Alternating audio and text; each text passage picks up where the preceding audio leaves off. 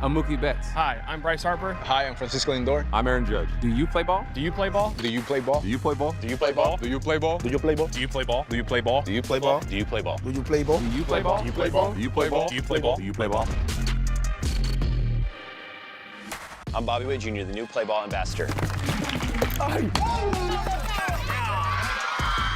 Are you ready to play ball? Ooh, I just got chills, you guys. Let's welcome in Royals star shortstop Bobby Witt Jr., a superstar in this game and the first ever Play Ball ambassador. Bobby, I got to ask you first and foremost, how did this role come about and what does it mean to you? Yes, thank you for having me, and it's really an honor. They came out to me, and it was like a 100% yes right off the bat, and so I'm just really grateful for the opportunity and can't wait for what's to come with Play Ball. Bobby, big offseason for you. You got married this offseason, your high school sweetheart. Talk to us about this, because you had a pretty epic wedding, too. A lot of the guys showed up. How much fun was that wedding and what you were able to do there? Yeah, it was unbelievable, just having all the guys show up. Pretty much all the guys played throughout my entire professional career, and then guys from high school and everyone, so it was a blast. We had so much fun, and yeah, it was amazing. I believe you also had a Whataburger station in honor of Whataburger. Okay, what is your go-to meal at Whataburger? Go-to meal is sweet and spicy bacon burger, but no bacon. Wait, why no bacon? So yeah, I just don't. I like bacon by itself, and so that's kind of why I do that. Oh, so you're not anti-bacon? That's good. You just don't. No, yeah, I'll eat bacon for okay, breakfast. you like it It's not a solo. burger. That makes Yeah, sense. 100%. Okay, Texas toast-wise, who on the Royals could eat the most Texas toast? Ooh.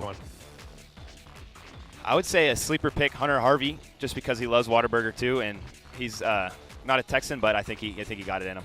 All right, I like it. I want to get back real quick to the Play Ball ambassador. Now, you had a chance to go out there and tell us a little more, like, honestly, like the lives that you touched, because we were all kids, right? We all wanted to play in the big leagues. Yeah, it's just an unbelievable opportunity that I have here with kind of MLB and Play Ball. It's just something that, like you said, like I grew up, that was me 6-7 years ago, being the kid growing up, looking up to these players, and now guys get to look up to me. It's really special, and I just want to keep giving back because you don't know how long you're ever going to play this game, so you want to give back while you can and use a platform. And so it's really special just to be able to do this and kind of give back to the kids and just hopefully grow the game even more.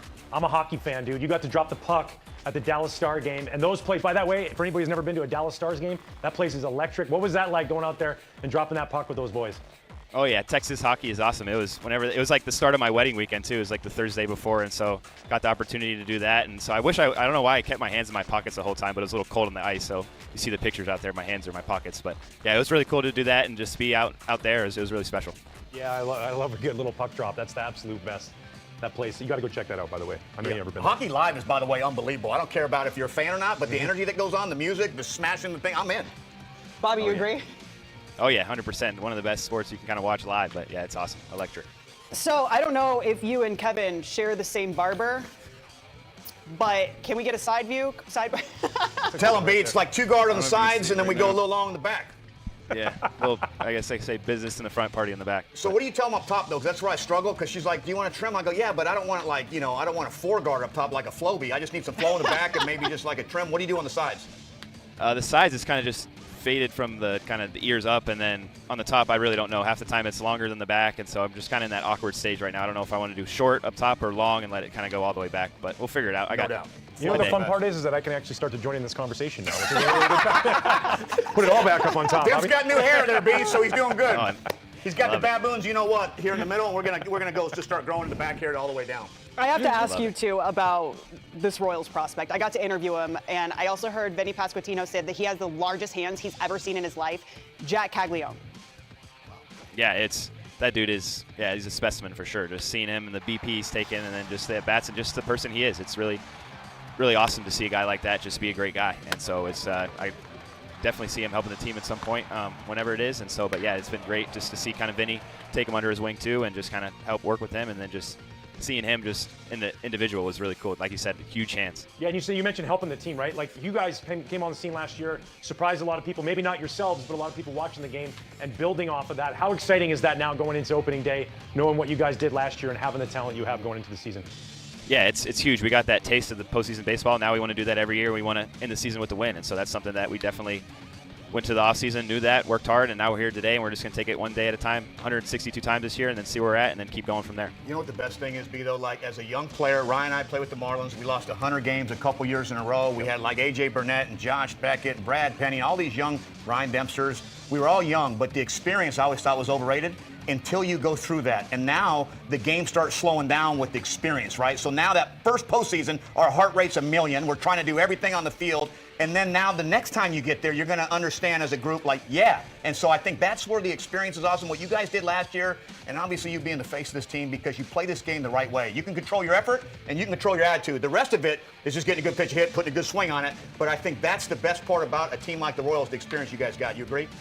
Oh, 100%. Yeah, that's what we do. We try to control what we can and then let everything else kind of fall in the hands of whatever happens. And so we prepare the best we can in the cage, out in the field, whatever it is. Our pitching staff is doing what they can, and so I love our chances. Bobby, I heard that you have an alter ego and that's helped you find success. What's the alter ego's name? It's just Junior. Junior. So at home, I'm Bobby, whatever, and I get to the field and I'm Junior. I just kind of lock it in and just be Junior going out there, have fun like I'm a little kid out there, but still play the game the right way, play the game hard, and make sure I'm prepared every day so I can try to help the team. Okay, if you were going to give an alter ego to Kevin Millar right here, what would it be? Don't hold back. I have no idea. I'm not good with like. Kevin. Yeah, that works. Just Uncle Kevin. It's just Uncle Kevin. Just the old uncle. That's right. Yeah, He's always there that for all works. the advice you need. He's there to help you up, and he definitely always missed the birthday card. It's not coming. Yeah, name like a good uncle. I'm very unorganized in that aspect of it. Perfect. No, we're sending him a birthday card this year. Bobby, look for it in the mail, okay? Deal. I will. June 14th. That's right. Oh, he's a Gemini. Yes. Okay, same. June 10th. We'll Perfect. send birthday cards back and forth. But Awesome. Bobby, best of luck this season. Yes, thank you. Seriously, Thank you, we're guys. rooting for you guys. You're so fun to watch. You have such a great group, and we're excited for opening day, just like you are. 100%, dude. Oh, yeah. Go get it, man. No doubt. Thank you, guys. We talked about the vast middle class in baseball back here on MLB Now. 27 teams, possible playoff contenders, but there is a superpower, and here they are. Look at the Dodgers win totals since 2017. They have 104, 106 twice, 111. 2020, they were on pace for 116. Last year, a mere 98 wins, but they won their second World Series title in the last 5 years. Front Office Insights are presented by Sage, and we welcome in Dodgers Executive VP and GM Brandon Gomes. Brandon, it's Brian Kenny. Congratulations on all the success. If I haven't properly congratulated you on everything, and thank you for being with us. Thanks very much, BK. And you're 2-0 already. That's nice, right? A little it's a trip good way to start. overseas. You come back. What was the Japan experience like? It's great. It was the second time I've been there. It's an amazing place. Really passionate about baseball. Really, enjoyable culture and how people treat each other, and just an overall great experience for us and the organization. Obviously, you're a landing point for Japanese stars. So the Dodger brand is extraordinarily strong in Japan. How did the Dodgers become the destination for these Japanese superstars?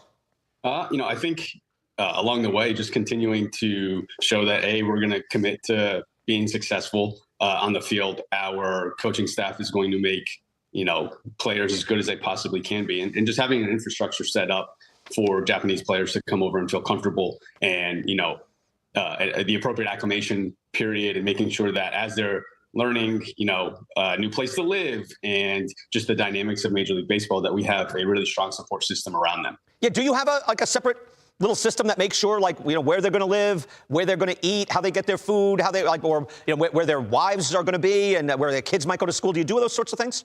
I mean, we have a lot of resources, both from just the amount of people that we have working for us that are familiar with the Japanese culture and obviously speaking the language, but just having a sense of getting to know the player, gathering as much information as we can and what's important to them, and making sure that we can provide those things that they value and that are going to help them make the transition off the field easy, so that that's not something that's weighing on them once they hit in between the lines. Yeah, it's a winning recipe, that's for sure. Now, this is something I don't know if we've ever seen. Off a World Series victory, your offseason was extremely aggressive. Blake Snell, who starts tomorrow, it's Snell versus Skubal at Dodger Stadium tomorrow afternoon. Roki Sasaki, the #1 international free agent. Then Tanner Scott, Kirby Yates, and your own free agent, Blake Trinan. Wait, your own left fielder, Teoscar Hernandez, and then Michael Conforto. That's an amazing offseason. What is it? You tell me about your process in acquiring all that talent. Yeah, I mean, I think it starts, first of all, with an incredible amount of support from ownership. Obviously, can't do any of this without them. So, we were tasked with going out and, putting together the best team possible to go out and win a championship this year, because obviously last year was amazing. And, we really have enjoyed it over the offseason and leading up to this, but starting tomorrow, it has nothing to do with 2025. So going out and doing everything we can for our fans that have done nothing but support us, throughout this, and giving back to them and making sure that the product that they're going out and seeing is the best possible one that we can put out there. Roki Sasaki, we saw a glimpse of him in Japan. High variance, 3 innings, 5 walks. Tremendous stuff. What are you expecting from him this year? Yeah, I mean, I think he's incredibly talented. The fastball split combo, or it's legit power stuff. The splitter's, I think, about as unique of a pitch as I've ever seen on the movement profile. And he also has a good slider that he's going to continue to develop. So I think as he gets his footing and, gets used to the schedule and acclimated, the upside is massive. And he's a really good worker. Had a great bullpen the other day that I was fortunate enough to watch, and it was really impressive. So he's kind of working on some of the things that he felt he needed to improve upon from the last outing. So I think the upside's massive, and there's a really good pitcher there right now. And as he continues to grow, the sky's the limit. Yeah, massive. Also, you've had good bullpens. This is what's funny, but it looked like you were going for a kill shot here. Did you think you could get your own guy, that's Trinan, and get Kirby Yates and get Tanner Scott? Did you think that? You always have your A plan and you go into it and you hope you can, pull these things off. And fortunate enough, we were able to execute. And a lot of this is the goal of, solidifying not only high-end talent, but depth, throughout the roster.